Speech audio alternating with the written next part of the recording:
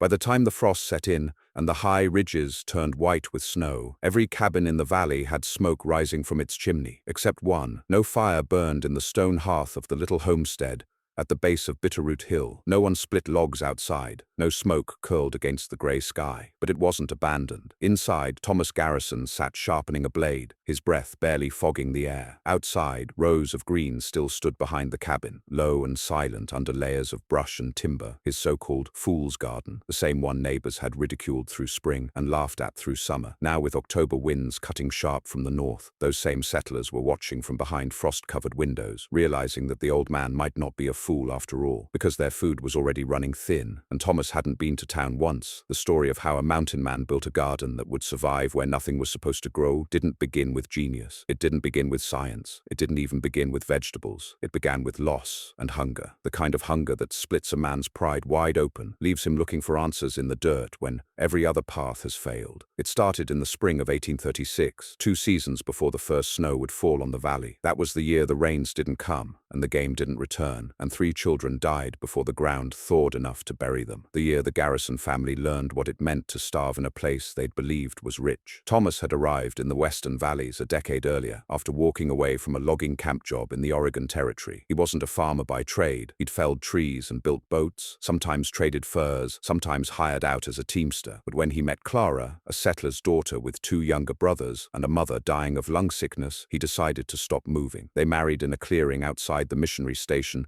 and built a cabin with their bare hands, 4 walls, a hearth, and a promise that they'd make something better. But the land was not as forgiving as they'd hoped. The soil turned stony within inches. The wind barreled in from the ridgelines like a hammer. And the weather, always 1 season behind or 2 weeks too early, made mockery of anything resembling a harvest. For years they survived by hunting, elk in the foothills, deer in the forest, sometimes even black bear when it came to that. Clara raised what she could: potatoes in carved beds, cabbage when the frost let up early, chickens when the foxes weren't prowling. But it was never stable. Every meal depended on the weather and the will of the forest. In 1835, Clara died, giving birth to their 3rd child. And something in Thomas cracked. Not just grief, it was something deeper, a realization that what they'd built was always 1 bad month from falling apart. That realization didn't break him, it focused him. The following spring, he began digging, not for a grave, not for a well, for something stranger. He carved a trench in the earth outside his cabin, 5 feet deep and 20 feet long. The neighbors thought he was burying something. The preacher's wife said she feared Thomas had gone mad with grief, that maybe he was digging his own grave beside Clara's. But he kept digging, day after day, stacking the soil neatly, measuring with a carved stick, reinforcing the walls with stone. Then he built a frame over it, laid logs across the top, and sealed the whole structure in a sloped mound of brush and bark. From a distance, it looked like a low animal den or the beginning of a root cellar, but Thomas had other plans. By midsummer, he'd hauled wagon loads of rock from the riverbed and lined the interior floor. He dug side vents, small, tight shafts that ran up and out behind the cabin. He hauled sand and clay, packed it into the corners, and built a kind of inner chamber at the center. Then, in early July, when the sun was high and the creeks low, he began planting, not outside, inside. Tomatoes, beans, a few rows of carrots, and a strange little vine he said came from a French trader who claimed it survived frost. It was madness, the neighbors said. Plants needed light, plants needed open sky. What Thomas had built looked more like a grave than a garden, but he worked it every day, hauling water by hand, adjusting stones to reflect heat, covering the structure with mats in the daytime, and uncovering them at night to let warm air escape. And when the first frost came early that September, killing every garden in the valley overnight, Thomas's underground rows kept growing. What the others didn't understand was that Thomas hadn't just built a garden, he'd built a thermal trap. He'd studied how heat moved, how stone held warmth, how airflow could be regulated, how certain plants didn't need full sun if they had constant temperature and moisture. He wasn't guessing, he wasn't experimenting, he was surviving with intention. Every decision he made had been born from watching what had failed in the valley. Root cellars stayed cool even during the hottest days. Fireplaces retained warmth long after the flame died. Shallow caves stayed stable no matter the season. Thomas combined those facts into a single structure, a subterranean grow house lined with stone, vented for airflow, and shielded from the temperature swings that killed every other crop. When winter came full and the valley froze over, Thomas was still harvesting. Slow-growing greens, small red fruits from those strange vines, and dried beans stored in clay pots. He hadn't bought flour or salt pork from town. He hadn't joined the others on the last hunting party of the season. He didn't need to. That's when the visits started. Quiet at first. A knock on the door from a man who'd mocked him in July, now holding his hat in his hands, and asking if Thomas had any spare preserves. A woman with 3 children, cheeks sunken, offering wool in exchange for anything fresh. Thomas didn't gloat, he didn't refuse. He gave what he could, asked nothing in return. But he watched how desperation bent pride, watched how the same people who'd ridiculed his garden now depended on it. And he knew, deep down, that this wasn't just about vegetables. It was about control, about who got to decide how people survived out here. By late December, the valley was in crisis. A blizzard had buried the trails. A pack of wolves had torn through the southern pasture, killing 3 goats and scattering the rest. A settler named Hiram fell through the ice trying to cross the creek, and his wife froze, waiting for help that never came. Supplies ran low. Traps came back empty. The men who mocked Thomas now met at the church every 3rd night, trying to ration what little remained. And still, Thomas's chimney stayed cold. When they sent a delegation to ask, 3 men, 2 women, all with faces chiseled by frost and famine, they found Thomas seated by lamplight, writing something in a small leather journal. Behind him, a boy, his youngest, was peeling root vegetables beside the hearth, where a clay pot steamed quietly. They didn't ask for charity this time. They asked to learn. And Thomas, slow to trust, hesitant after so many slights, finally agreed to show them. Not because he sought praise, not because he needed their friendship, but because he'd seen what happened when knowledge stayed locked in one man's head. He'd lost too much to pride already. What he showed them wasn't a miracle. It wasn't even complicated, but it was radical in its simplicity, and the implications shook them, because it meant that everything they'd believed about survival in the valley, about how food was grown,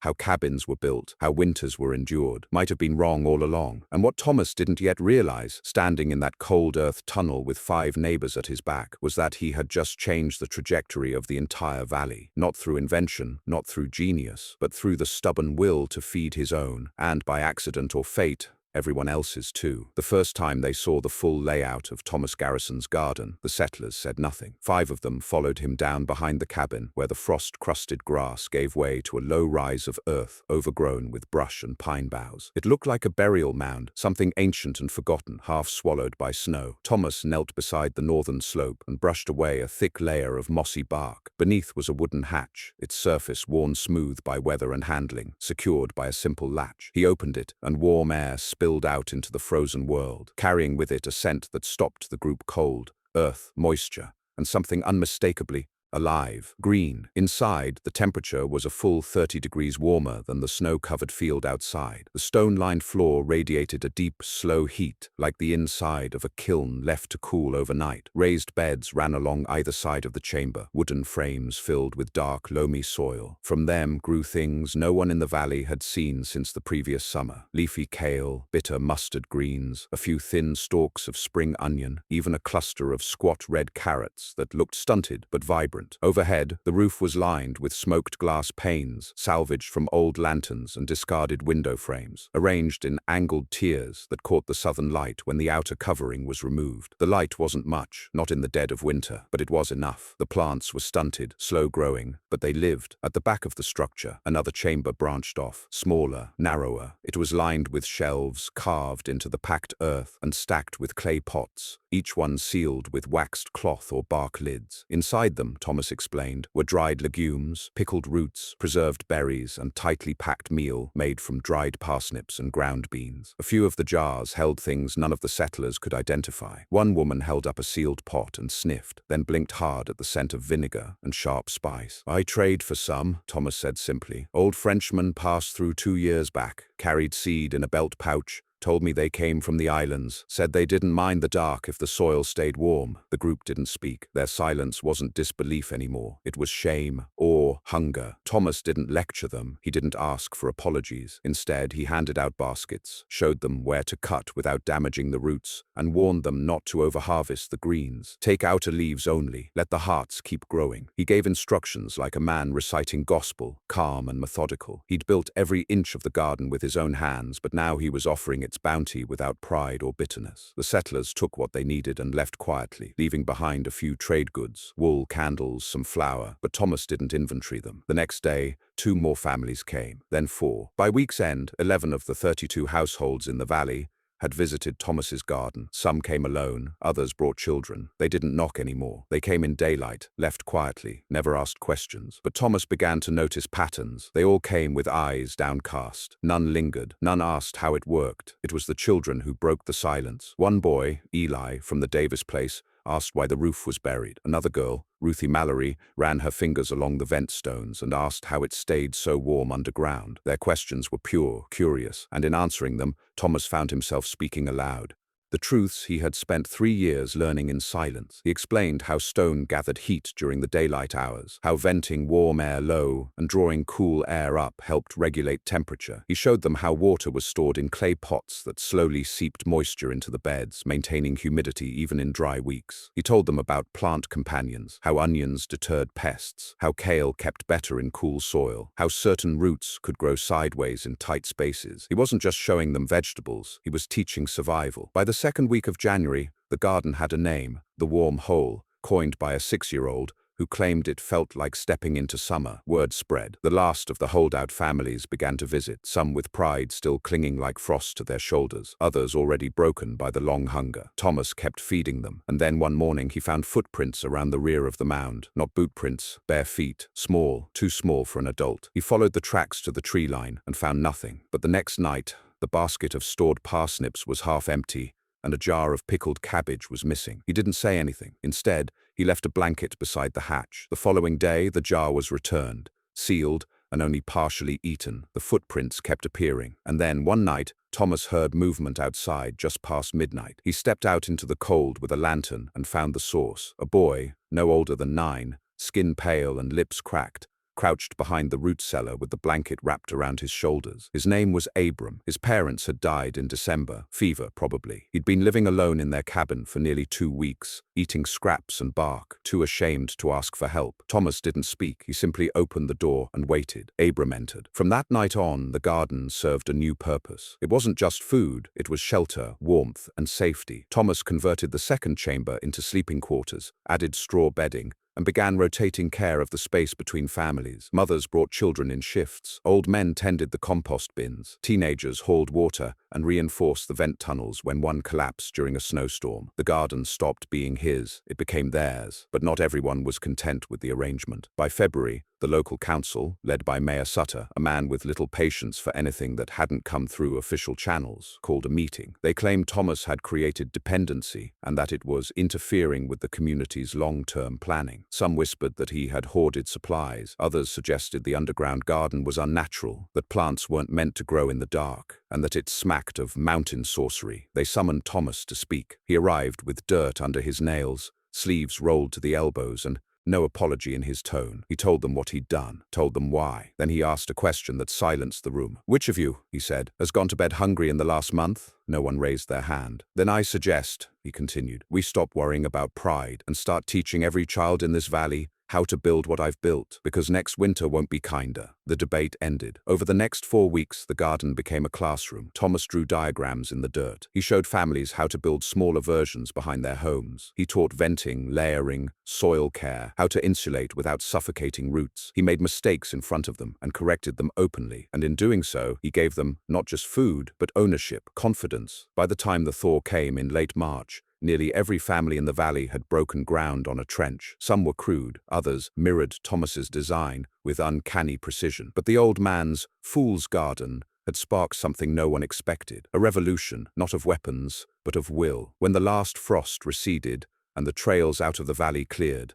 a few families packed wagons and headed east. They weren't giving up, just fetching supplies, checking on relatives, re-establishing trade. What they found in the lowlands shocked them. Most settlements beyond the pass had fared worse. Game was scarce everywhere. 2 trading posts had shuttered for lack of goods. A third had been robbed clean by desperate men weeks earlier. In the flatlands, cabins had turned to ash from chimney fires gone unchecked, and at least one town had lost nearly a third of its population to starvation and cold. The contrast was sharp. Bitterroot Valley, once the poorest and least developed of the frontier settlements, had survived the worst winter in memory with only 2 deaths, one from fever, the other a tragic accident involving thin ice. And the reason was clear: one garden, one man, one decision to think differently when everyone else clung to tradition. The returning settlers brought news and supplies, but they also brought questions. Word had spread fast. Traders wanted to see the design. Preachers wanted to know if the method had spiritual roots. One schoolteacher from the east came asking if Thomas had learned his horticulture in France. He didn't know what horticulture meant. He just showed her the stones, the vents, the layering of moss and brush. "You don't need Europe to learn how to stay warm," he told her. "You just need to watch the ground and listen when it talks." By mid-spring, people were arriving from outside the valley. Strangers, farmers, homesteaders driven off their land by frost and bad luck. Some came for advice. Others came hoping to settle. A few came out of greed. There were 2 attempted thefts of stored root jars in April, both stopped by neighbors who now considered the garden a sacred thing. It was strange how quickly the valley had changed. Not long ago, Thomas was a curiosity at best, a pariah at worst. Now men who once laughed at him sharpened tools at his workbench. Women who'd whispered behind his back now hung venison in his smokehouse without being asked. But something else changed too, something quieter, less visible. It was the way the children walked, straighter, less afraid. They no longer flinched at empty cupboards or the sound of wind against the door. They knew what to do now: dig deep, layer tight, hold heat, use the earth instead of fighting it. The garden had done more than feed them. It had taught them how to face the land on its own terms. That summer, the valley did what all valleys do in warm months. It bloomed. But this time, it bloomed with purpose. Rows of makeshift grow mounds lined the spaces between cabins. Shallow trenches with sapling supports crisscrossed back lots. Patches of kale, onion, and mustard dotted even the narrowest plots. When the merchant train arrived in June, expecting to find desperate settlers willing to trade high, they were turned away politely. The valley didn't need overpriced salt pork or moldy flour. They had stores, they had knowledge, and they had Thomas. He resisted the praise. When a preacher called him the savior of the valley, he walked out of the meeting. When a trader tried to pay him for the exclusive design, he laughed and gave the man a sketch in charcoal on birch bark and told him to make 100 more and keep none for yourself.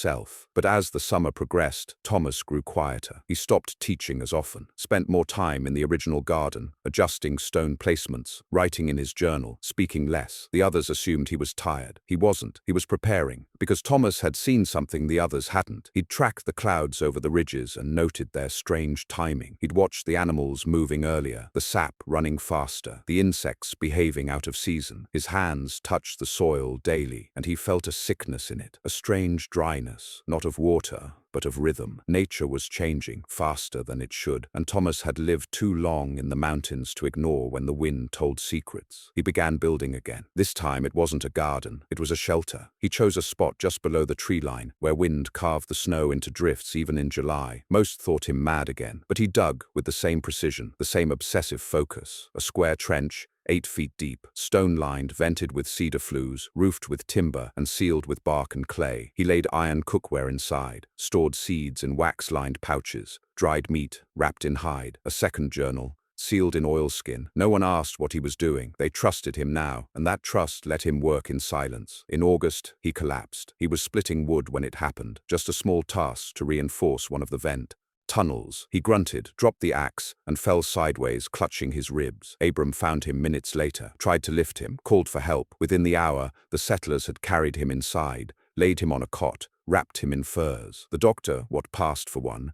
said it was something internal, maybe a rupture, maybe worse. Thomas refused to stay idle. Within a day, he was scribbling in his journal again, issuing instructions, whispering to Abram about what to finish. "Not for me," he said, voice hoarse, "for when the next wind comes." He passed a week later, under a moonless sky, with 3 people at his side. They buried him near the garden, beneath the northern slope, where the warmth seeped out, even in deepest winter. No sermon, no pomp, just a stone and a carved line. He learned from the dirt, and he listened when it spoke. After his death, they found the second shelter. Inside, among the stores, was a letter. It wasn't addressed to anyone, just written plain on a page. "This land doesn't care if you live. It doesn't hate you. It doesn't help you. It just is. You survive by listening, not by fighting. I built this because I knew winter would come again, and it'll be worse. And one day, someone will need to hide. Maybe you, maybe a child. If you're reading this, you already know how to dig. So dig and teach others, or this valley will forget again, like it always does." The shelter became known as the deep root, a place not just for food or tools, but for memory. Each season, someone added to it, new seeds, better tools, sometimes just notes on how the wind had changed or when the frost hit. It wasn't Thomas's anymore, it was the valley's. In time, other valleys heard the stories. A trader told of a town that survived by growing gardens under the ground. A preacher told his congregation that miracles could be made from stone and soil. A child in a flatland schoolhouse wrote an essay about the man who fed the mountain. The story spread, twisted as all stories do. Some called him a prophet. Some said he'd discovered an ancient secret. But those who'd knelt in the soil beside him, those who'd felt the warm air rise from that buried door, knew better. He wasn't a prophet. He was just a man who'd failed once and decided never to fail again. And because of that, hundreds wouldn't have to. The valley didn't fall apart after Thomas died, but it did change. For the first few weeks, the change was subtle. A pause in laughter when someone passed the garden mound. A hush during meals when his name surfaced. The children still played in the fields, and the gardens still thrived, but an undercurrent of watchfulness replaced the relief that had swelled after winter broke. Everyone remembered how close they'd come, and everyone remembered who had saved them. By autumn, the garden he'd built had become more than just a symbol. It had become a benchmark. Every homestead now had some version of it. The methods varied, sometimes drastically. Some buried their gardens deeper. Others used reflective stone panels to gather light. Others still built low, glass-covered tunnels they called warming rows. The designs evolved with the land, adapted to the particular bend of each ridge or the angle of each slope. But the principle remained: protection, regulation, self-reliance. The deep root shelter remained untouched through summer, as if sacred. Abram, now 13, took it upon himself to maintain the area. He cleared snow from the entrance once a week, even when there was none. He replaced the seals around the door with fresh clay and straw. Without instruction, he added his own layers of stone along the southern interior wall to better reflect heat inward. He kept Thomas's second journal tucked under oilskin inside a cedar box, reading a little more each night, eyes scanning the uneven writing like it was a map he was trying to decipher. By mid-October, another letter arrived, this one by courier from a settlement 3 days to the east. It was addressed to the gardeners of Bitterroot, and inside was a formal request for assistance. The winter ahead, it said, was already shaping up poorly. Their water table had dropped. 3 herds had failed. A dry summer meant little stored feed. They'd heard rumors, crazy rumors most thought, of a valley where men had grown food beneath the snow and survived the worst season in generations without losing more than 2 souls. They asked if someone, anyone, could come teach them. The town council debated for days. Some argued they should protect what they had, focus inward. Others said the knowledge wasn't theirs to hoard. In the end, it was Abram who made the decision clear. He brought the second journal to the meeting, opened it to the last page, and read aloud the words Thomas had written just weeks before his death. If you're reading this, you already know how to dig, so dig, and teach others, or this valley will forget again, like it always does. That silenced the room. They sent a team of 6. Abram went with them. What they found on the other side of the pass chilled them, not from cold but from the hunger in people's eyes. The town of Hollow Bend had once been a proud, prosperous place, with wide streets and painted buildings, a church with a bell tower, and a general store stocked 3 rows deep. Now it looked like a ghost town dressed in rags. Every conversation circled back to food. What had been lost, what was hoarded, what could be traded. Suspicion ran through the streets like a disease. No one trusted anyone, and all of them looked at the newcomers with a predator's caution. Abram didn't speak at first. He let the others do the talking, explaining how the gardens worked, how to dig deep and line the earth with stone, how to seal vents and store heat. Most scoffed. They'd heard tall tales before. But when one of the settlers from Bitterroot laid a single jar of preserved kale on the table, fresh and green in the dead of October, the room went still. "How is that possible?" someone whispered. Abram spoke for the first time. "Because we stopped trying to force the land and started listening to it. They spent a month in Hollow Bend, teaching, digging, building. Half the townsfolk still didn't believe, but those who did, built. And when the snow came early that year, November 1st, a blinding wall of white that buried fence posts and snapped wagon wheels, the new gardens held. Bitterroot welcomed them home like heroes. Abram was different now, thinner, quieter, but with a steel behind his eyes that hadn't been there before. He didn't return to the garrison homestead. He asked if he could live near the deep root. The others agreed. He built a small cabin nearby, simple but well constructed, and from there he began compiling something new, a full manual, not just notes, a guide. He wanted something any child could follow, something that could be left behind when words failed or people forgot. They called it the Root Book. It took 2 winters to finish. By the time Abram turned 15, the valley had changed again. Where once there'd been 30 homesteads scattered across the lower basin, there were now nearly 70. Families from other regions had begun moving in, not because Bitterroot offered wealth or ease, but because it offered something rarer: knowledge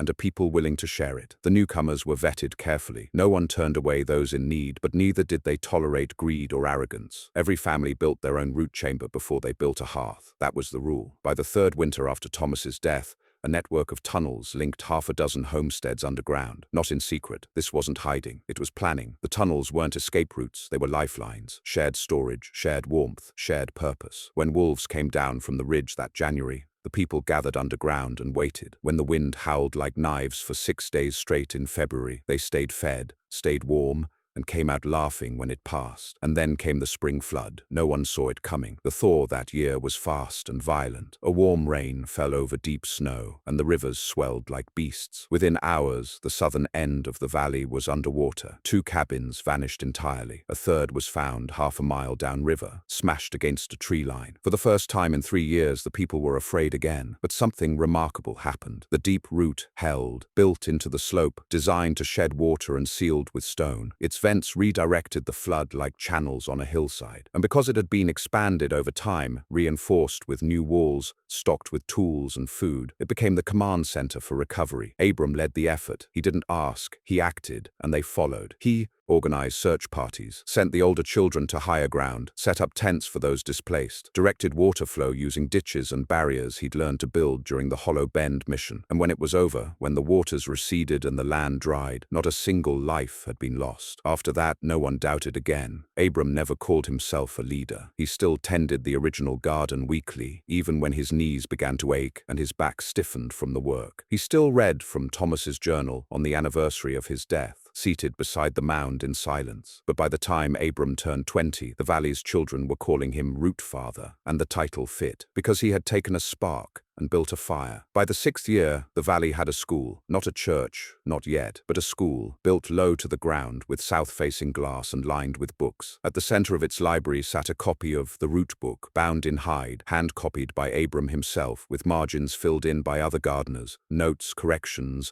additions. It was a living document, a growing thing, just like the land. Outsiders came to learn. Some stayed, some returned home with copies and a promise to teach others. Some never came back at all, but the knowledge spread like water in thirsty soil, and though they rarely spoke it aloud, every person in that valley carried the memory of the man who started it all, the man who dug when others mocked, who planted when others laughed, who gave without asking, and who left behind something stronger than any harvest, a way of living that the land itself could not destroy. By the 7th winter after Thomas's passing, Bitterroot Valley bore little resemblance to the raw frontier scatter it had once been. It was still rough, still cold, still carved into a harsh land by harsher hands, but it was no longer a place defined by desperation. The people here no longer braced themselves with dread when the first snow fell. They prepared with rhythm, as farmers once did with seasons. Root cellars weren't afterthoughts, they were the foundation. New cabins didn't rise until grow tunnels and subsoil beds had been dug and lined. Young couples built their homes with the understanding that their first harvest wouldn't come from the sunlit earth but from the warmth below it. Still, no one pretended the land had gone soft. It hadn't, and in the 8th year, the valley was reminded of that in the cruelest way possible. It began in silence. Late September arrived with no rain. The wind turned strange, dry, insistent, blowing not from the north but from the west, where the old burns still scarred the forest from lightning strikes years ago. The creeks ran low. Even the shaded springs that normally trickled through the high gullies were reduced to muddy veins. And then,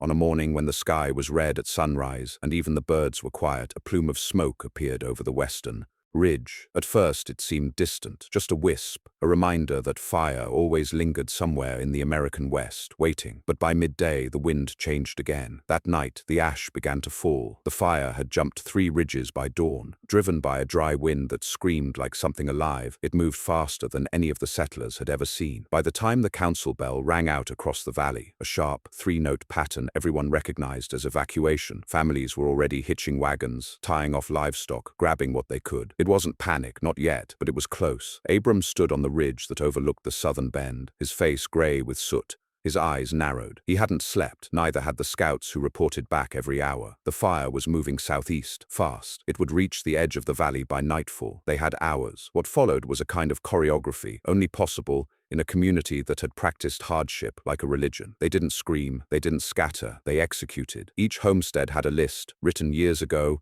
revised every spring, rehearsed every fall, what to take, where to meet, who to check on. The route tunnels weren't just for food, they were shelter now, fire-resistant by design, carved deep into clay and stone. The goal wasn't to outrun the flames, it was to wait them out underground. But there was a problem. 3 families had arrived that summer, latecomers, poor and desperate, given temporary shelter in the high pasture cabins. They hadn't dug yet, their shelters weren't finished, one hadn't even started. When the fire came, it came not as a line, but a wall, a living thing devouring tree, brush and cabin alike. The sky turned black. The wind howled so loud it drowned out prayer and scream alike. Trees exploded into cinder overhead, and in that chaos, Abram led a dozen men and women into the smoke to reach the high pastures. They moved like ghosts, faces wrapped in damp cloth, bodies low, buckets slung over shoulders to douse flame. They found the first family trying to douse their roof with muddy water. Abram didn't shout, he pointed. The family dropped their buckets and ran. The second family was already gone, having fled east down the slope.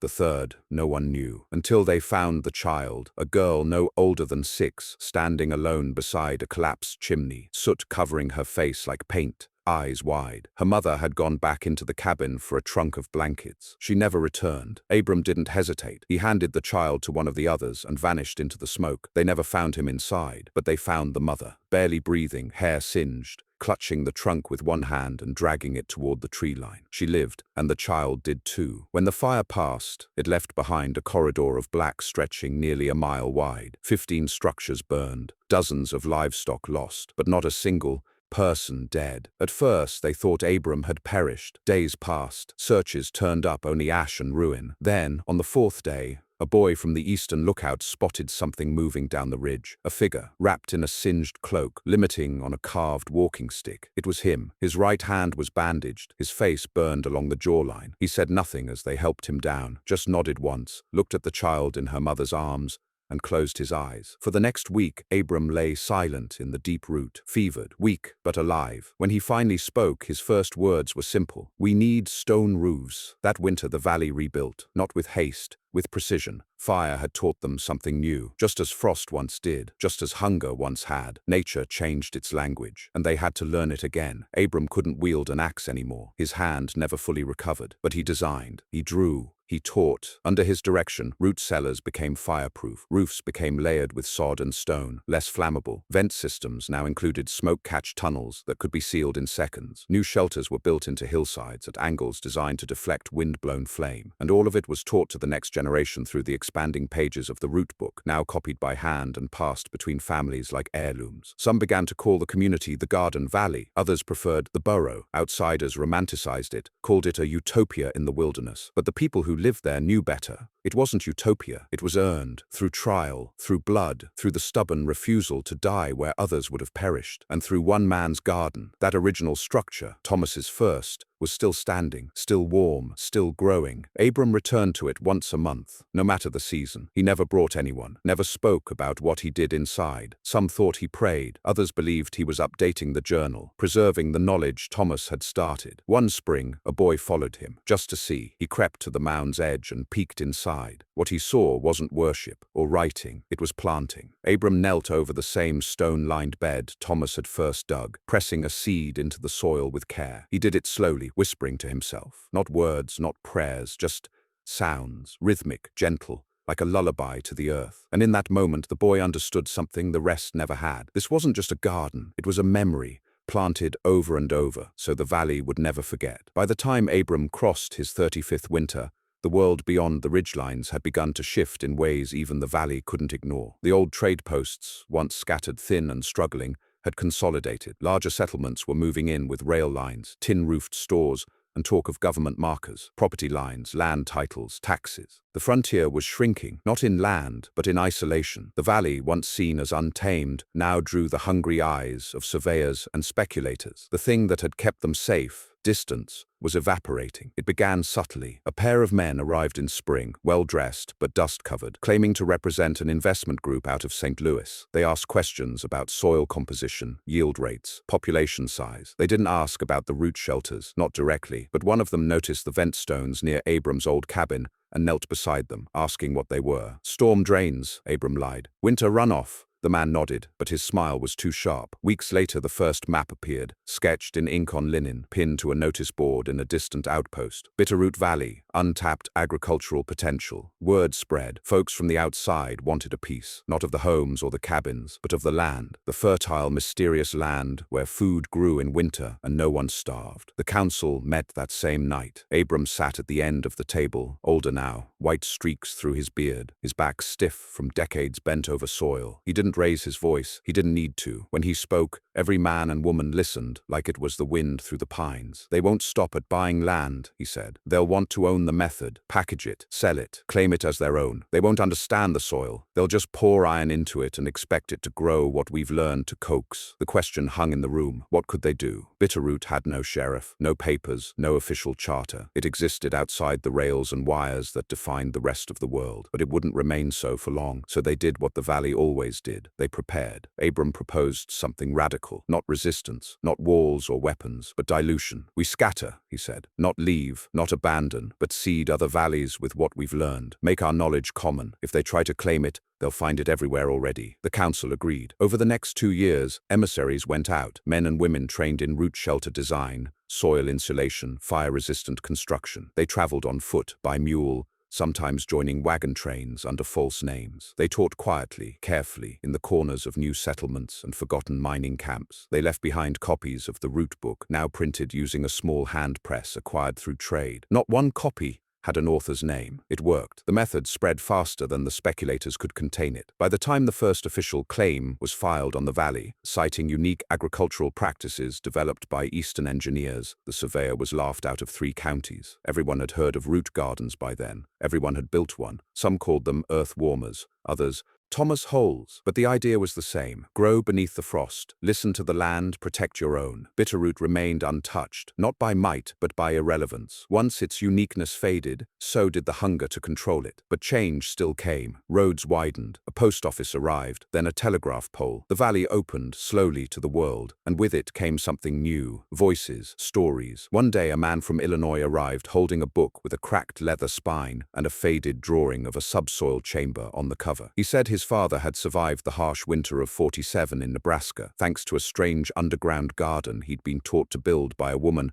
who'd once lived in a valley somewhere west of the old trapper trails. The man didn't know the name, but he knew the story. A teacher from the Wyoming frontier showed up months later, asking if she could study the root shelter architecture. She was writing a paper, she said, not for publication, just for preservation. She didn't believe in the old myths, just wanted facts. She stayed 2 weeks, spoke with everyone, took notes on everything. When she left, she gave Abram a letter. It said simply, if we don't write down what we've learned, someone else will write it for us, and they'll get it wrong. Abram took those words to heart. That winter, he began rewriting the root book, from memory, from notes, from corrections scratched in margins by 100 hands over 20 years. He didn't modernize it, he didn't simplify, but he organized it, by principle, by season, by problem. He added a section called Failures, listing everything that hadn't worked and why. Another called Mistakes That Weren't, explaining things people thought were wrong until they saw the result. And at the end, he added a single-page letter. It didn't carry his name. It wasn't signed. It simply read, "This is not a method. This is a relationship. You do not command the earth. You negotiate with it.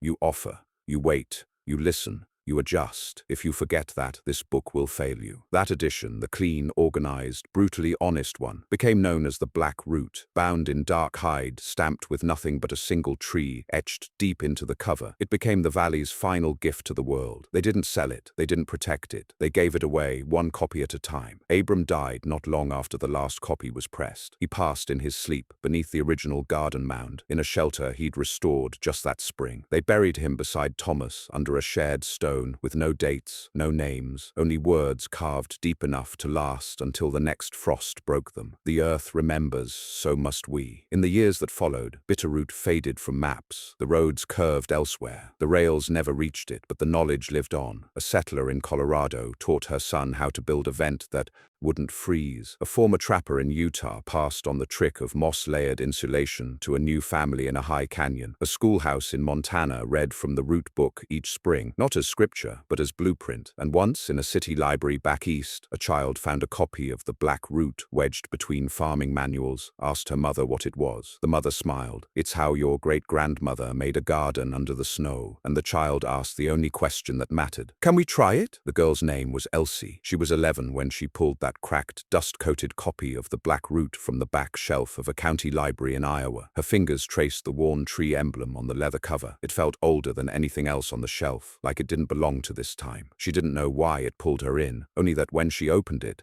something inside her shifted. There were no pictures, no colorful diagrams or charts, just long columns of dense, careful handwriting, some pages lined with annotations from other readers. Her mother, a schoolteacher with frontier roots, smiled when she saw what Elsie had found. "We had one of those when I was your age," she said. "Your great-grandmother built a root chamber in the Ozarks before the war, kept us fed when the crops failed 2 summers running, saved our family." Elsie didn't understand how a garden could save anyone. To her, vegetables came from wooden crates at the general store. But that night she carried the book home. She read it by candlelight, mouthing the strange rhythmic lines of its early chapters. She didn't know what soil breathing meant or why moss is a promise when dry, but a liar when wet. But the words stayed with her, and by spring she was digging. Their house sat on the edge of town, where the pavement ended and the floodplain began. The soil was soft and dark, but prone to rising water. Her father thought the idea foolish. Her brother laughed, but her mother helped her dig anyway. Together they carved a shallow trench behind the woodpile, framed it with salvaged planks, and lined the bottom with stones pulled from the creek. The library copy of The Black Root sat nearby, its pages weighted open by a brick. It wasn't a true root garden, just a crude mimic. But the idea was sound. The earth kept the chamber cool and damp, the venting worked. And when the summer heat scorched the plains and left their neighbors' tomatoes shriveled on the vine, Elsie pulled a basket of fresh greens from the soil and served it cold on the table. That winter her father helped her expand it. By the time she was 17, she had rewritten the entire book by hand, adding her own notes: which clay held best in their town, what insects nested in moss, which jars cracked in the cold and which held strong. She carried that copy with her when she moved west, joining a small school in the Colorado foothills that took girls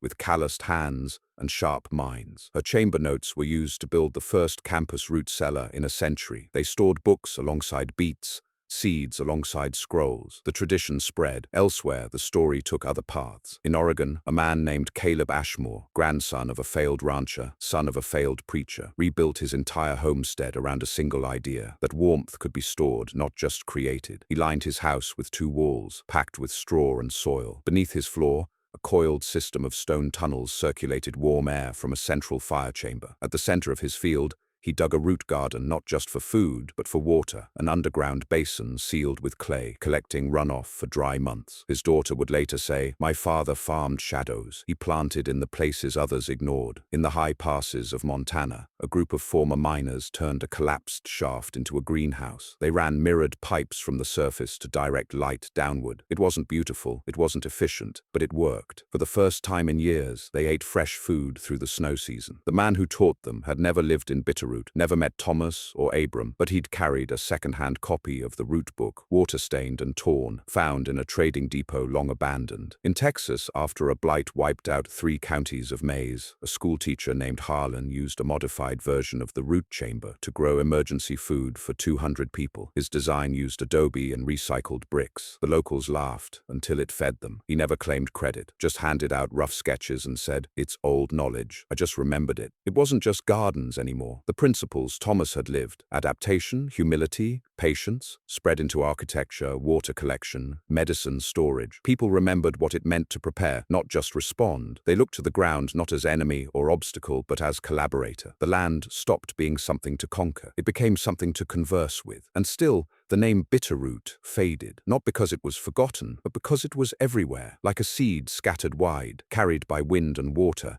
embedded in new soil. No one asked where the method came from anymore. They simply used it. The knowledge had divorced itself from fame. It had returned to the people. But in one place the memory remained sharp, in a quiet stretch of land between mountain folds where no road dared crawl and no train ever passed. The old garden still stood. Thomas's mound, covered now in wild moss and vines, remained intact. The vent stones had shifted. The outer bark layer was gone, but beneath, The warmth remained, barely, faintly, like an old man's breath in the cold. Each spring, a caretaker came. No one knew her name. She arrived with a mule, camped nearby, never stayed longer than a week. She brought nothing. She took nothing. She just cleaned the vents, cleared the moss, left a new journal in the old box. Sometimes she replaced the stones, smoothed the soil. Then she left. Some say she was Abram's granddaughter. Others claim she was from Thomas's line, a great something who'd followed the story back through whispers and letters. Some insisted she was no one, just a gardener, and perhaps that was enough, because the garden didn't ask for lineage. It didn't care about last names or blood. It only asked for hands, for sweat, for quiet ears willing to listen. Years passed, generations even, in a future not too far off,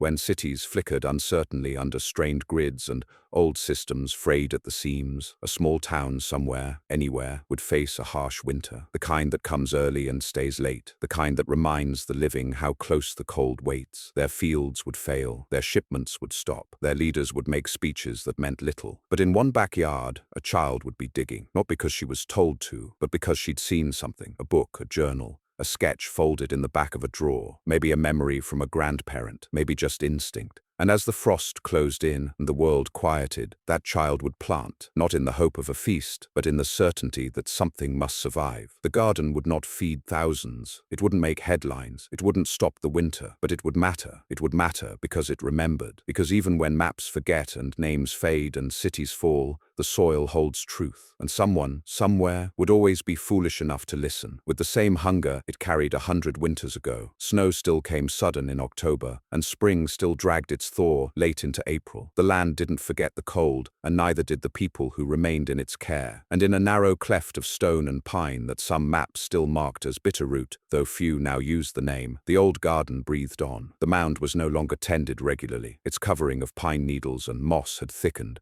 and the vent shafts were half choked with time. But inside, beneath the hardened clay and hand-laid stone, a trace of warmth remained. Not enough to grow, not anymore, but enough to keep the soil from freezing through, enough to keep memory alive. Once every few years, someone still came. A child, maybe, led by curiosity, a wandering soul tracing back a bloodline, or an old man whose knees hurt and whose hands still remembered how to press seed into soil. They didn't speak loudly when they arrived. The garden didn't like noise, but they stayed a night, sometimes two, sleeping beside the chamber, feeling the hum of ancient labor beneath them. And they left with silence in their mouths and something heavy and warm in their hearts. Not reverence, not quite, but recognition. Because what Thomas Garrison had built in that bleak winter before the world knew his name had become something more than invention, more than survival. It had become inheritance, not the kind passed down in ledgers or lands, but in method, in muscle memory and weather-worn knuckles, and the refusal to let the frost win. The last journal left inside the cedar box was dated nearly 20 years after Abram's death. The handwriting was clear, the ink pressed hard into the paper as if carved. "I found it, just like you said. Still here, still breathing. I'll write more when I understand. For now I've built my own. It's not perfect, but the radish came up, and I think that's enough." That entry wasn't signed. None of them were anymore. The garden had outlived names, but outside the valley, the echoes remained. There were whispers in homesteading communities across the West, talk of people who built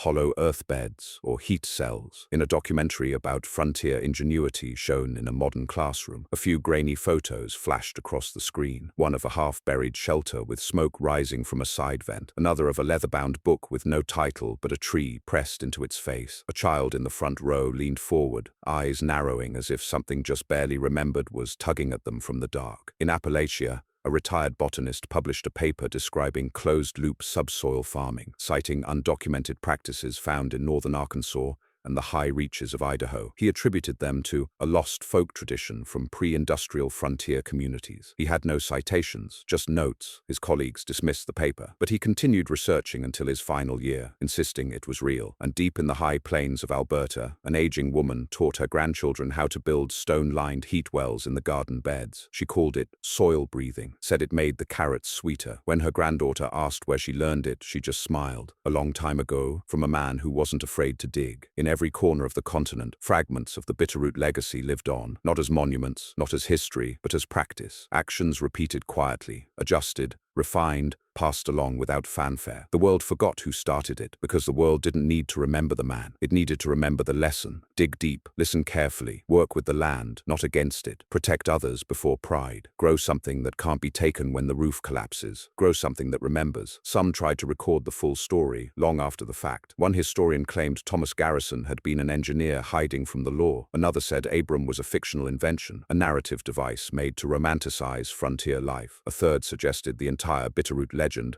was a metaphor, a cautionary tale about humility in the face of nature. None of them ever found the valley. None of them ever saw the garden. But the truth remained, and it didn't need paper to endure. It lived in the hands of those who built low and lined with stone, in the children who asked why their homes had two walls when others had one, in the mothers who taught their daughters how to seal clay against frost, in the fathers who turned empty hillsides into warmth. It lived in the soil, and the soil, unlike people, forgets nothing. Somewhere, as the first snow of a new winter falls and the world draws its breath in quiet dread, a man kneels beside a vent pipe hidden beneath pine boughs. He adjusts a stone, listens, nods once, and opens the hatch. Inside, the warmth greets him like an old friend. It smells of earth and moss and onions just beginning to green. He descends without speaking, lantern in hand, and begins the work of the season. The chamber is small, just enough for his family, but it will grow, because it always does. The mountain man they once called a fool hadn't just built a garden. He'd built a future, quietly, deeply, without permission or apology. And long after the last laugh faded, after the last mocking word froze in the cold, his garden fed the entire valley, and it still does.